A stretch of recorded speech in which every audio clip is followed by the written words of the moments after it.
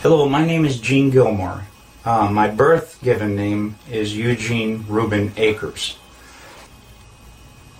I don't want any money for what I'm doing because hopefully this video won't come out until after my death. So I have nothing to gain, nothing to profit by telling you what I'm going to tell you. And a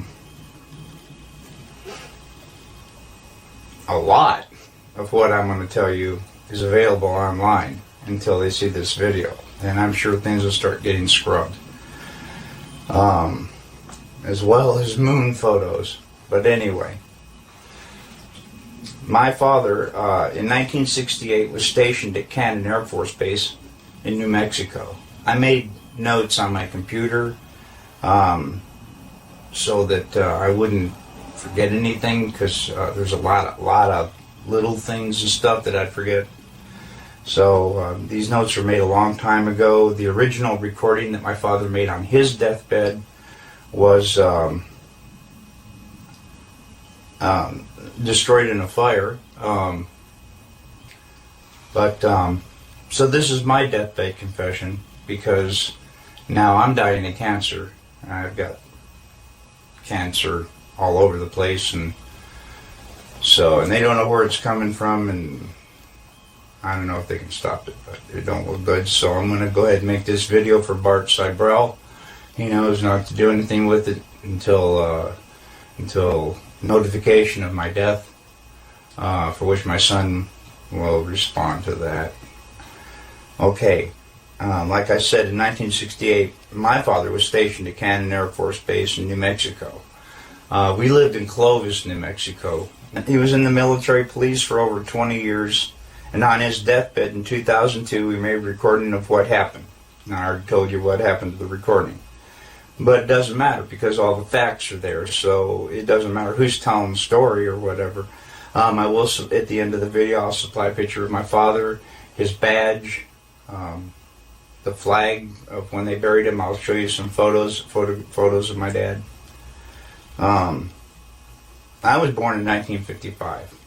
So in 1969, I was 14 years old. I vividly remember the Apollo 11 coming down, landing on the moon, they're walking around and all that stuff. Anyway, I never questioned that until my dad told me what he told me on his deathbed. And then I started doing a little, nothing major, nothing, just surfing the web, I think they call it, surfing the web. And a lot of that information's right there on the web. I mean, it verifies the story that he told me. A good detective, a good one, would be able to uncover a lot more of the story that I'm getting ready to tell you. So, please have at it. I've never known my dad to lie. To get caught lying was worse than whatever it was you did to begin with. I remember going to school with long sleeve shirts on to hide the purple welts. You did not lie in our house, that's for sure. Dad had a really bad attitude towards lying. Excuse me again. Okay, anyway, this is the story that my dad told me on his deathbed. Project Slam Dunk was the name of this. President Johnson in 1968, okay, in Canton Air Force Base in 1968, he said by the time he got there, that there was already 2 large hangars that were connected. There was hundreds of dump trucks that came in and dumped sand and stone, and cement powder was powdered over the top of all that to make it look like a lunar landscape. They had men that fashioned it into a lunar landscape, he said. Okay, I've never known my dad to lie, so this all took me by surprise. You know, what's that all about? So anyway, he said that in front of the airplane hangars was pole framing with large canvas tents that was concealing the inside of the staging area. Inside the staging area, on flatbed trucks, was uncrated the lunar lander that was reassembled back inside the hangars. All of the walls were painted flat black, and the ceilings as well. He was sworn to secrecy by the NSA, and they would put him in prison for breaking that oath. When Dad saw the moon landing on TV, he cried. He said he knew that what he had witnessed on TV was exactly what they recorded in that hangar. There was no reason for them to go flying around and everything. They had detailed high-definition photos of the landing area. There was no reason for them to go flying around to a different landing area that almost exhausted their fuel, except for drama, because everything had gone so smoothly. Nothing, so it had to be something. Anyway, Dad was one of 3 guards that guarded the inside of the front entrance. There was a list of 15 people who could enter. No one else was allowed by order of President Johnson. And here is that list, and I gave it to Bart Seibel as well. And he checked out a lot of these names, and he says he can verify a lot of these people and what they do. And I come across a couple myself. Anyway, President Johnson, Neil Armstrong, Edwin Aldrin, Werner von Braun, Robert Emenegger, Gene Kranz, James Webb, Joe Kerwin, Dr. Thomas Paine, Glenn Looney, Dr. Christopher Kraft, Dr. James Van Allen, General Trudeau, Lieutenant Colonel Donald Simon, and Grant Norrie. Now, the only 2 that I really have information on is Robert Emenegger. Apparently, he did a lot of video work and stuff for the Department of Defense. So the DoD did know him. Okay, and the other one was Grant Norrie, Norray, I believe. Was to the best of my dad's knowledge, was a like some FBI, CIA, NSA, who knows, something like that. Okay, President Johnson only showed up for the first day of filming. Filming lasted for 3 days, and the entire project was restored to original. In other words, the hangars were all taken apart, the sand was all removed, and so on and so forth. Okay. Dad said there was a lot of building going on at the base, so at the time, so sand and cement powder was never questioned. I can see how they could smuggle that all in within everything else that's going on. Since 2002, I have dug up, I already told you about that, the evidence for the moon landing that I have found. If you go to Google and go to Cannon Air Force Base website, they admit that President Johnson was there. The lunar lander was there. The astronauts were there. I also have verified some of the people on the list were there. I also verified there are a lot of building going on in the base, just as he had told me.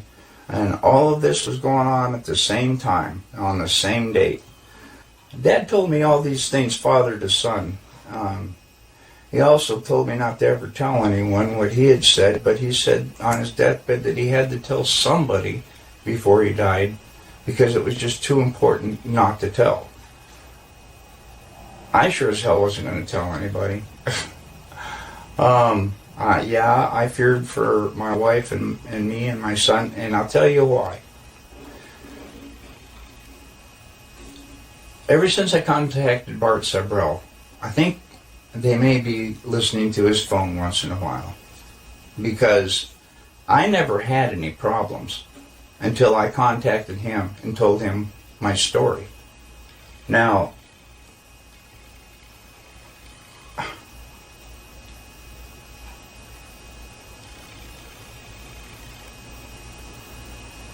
people broke into my house 2 times.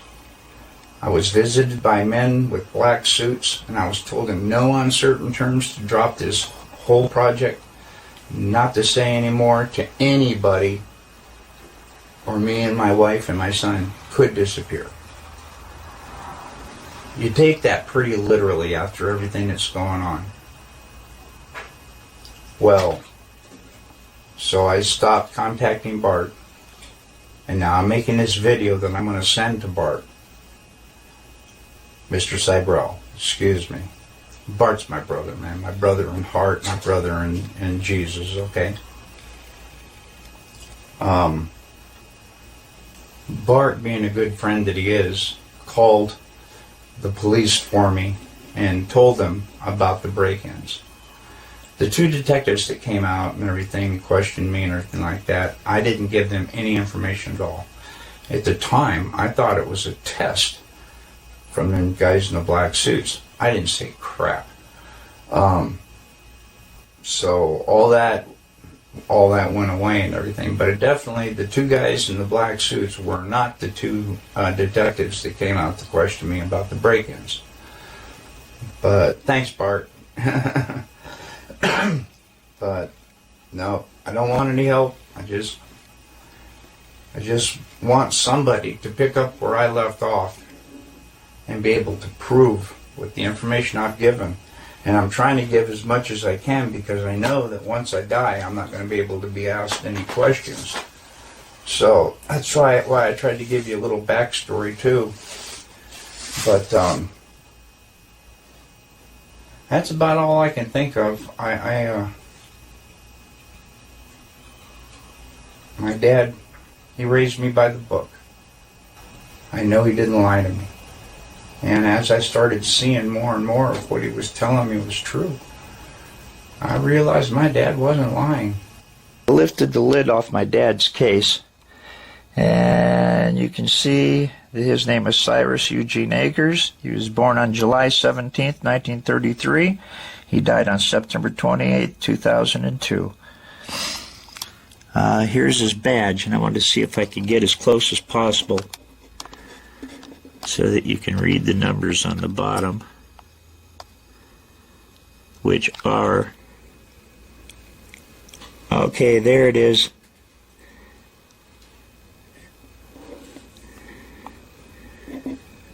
(07596). 07596.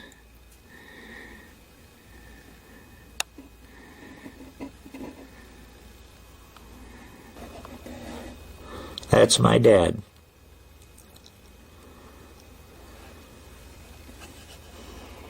And it must have been a really early picture, because he's only got 2 stripes, so that was back in the 50s, I'm sure. Probably not long after I was born. And there he is.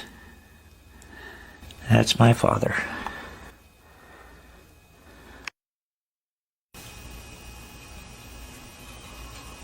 My dad, he raised me by the book. I know he didn't lie to me.